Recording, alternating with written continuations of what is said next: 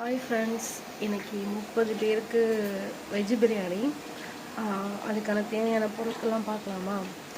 ஆக்சுவலாக வெங்காயம் வெட்டி வதக்கிட்டுருக்கேன். இருங்க,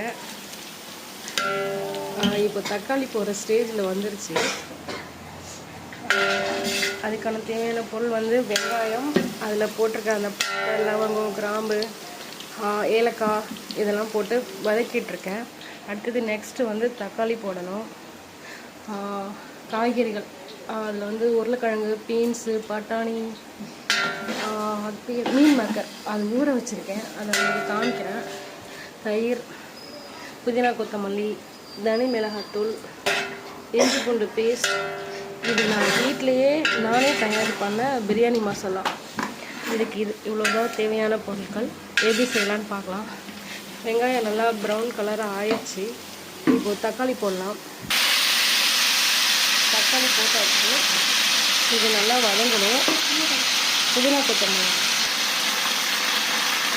கொத்தமல்லியும் போட்டேன். இதோட இஞ்சி பூண்டு பேஸ்ட்டும் போடணும். இது நல்லா வதங்கினதுக்கப்புறம் அடுத்தது என்ன ஆட் பண்ணலான்னு பார்க்கலாம். மிளகாத்தூளும் ஆட் பண்ணிட்டேன். அது மேலே அது இது அடிக்கிறதுனால உங்களுக்கு சரியாக தெரியல. இப்போ பிரியாணி மசாலாவும் ஆட் பண்ணிடுறேன். எல்லா காய்கறியும் போட்டேன். கொஞ்சம் நேரம் அப்படியே வச்சிடலாம். தண்ணி ஊற்றிட்டேன். இது கொதிச்சதும் அரிசி போடணும். அரிசி போட்டேன். இன்றைக்கி ப்ராப்பராக வீடியோ எடுக்கல. இன்னொரு நாள் கண்டிப்பாக ப்ராப்பராக எடுத்து காமிக்கிறேன். என் பசங்களுக்காக வீடியோ எடுன்னு அவங்க தான் டார்ச்சர் பண்ணுறாங்க. அதனால தான் எடுக்க முடியல. அவங்க டியூஷன் போயிட்டாங்க, இல்லைனா எடுத்துருப்பாங்க. நான் இன்னொரு நாள் கண்டிப்பாக ப்ராப்பராக காமிக்கிறேன். இது இன்றைக்கி இப்போ மூடி போடலாம். மூடி போட்டு எப்படி இருக்குன்னு பார்க்கலாம். பாருங்கள் எவ்வளோ சூப்பராக வந்திருக்குன்னு.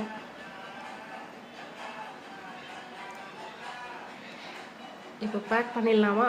லஞ்ச் பேக் பண்ணிடலாமா? வெஜ் ரைஸ்,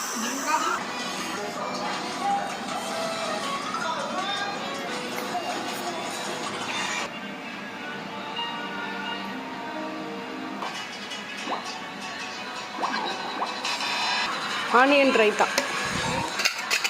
பேக் பண்ணியாச்சு.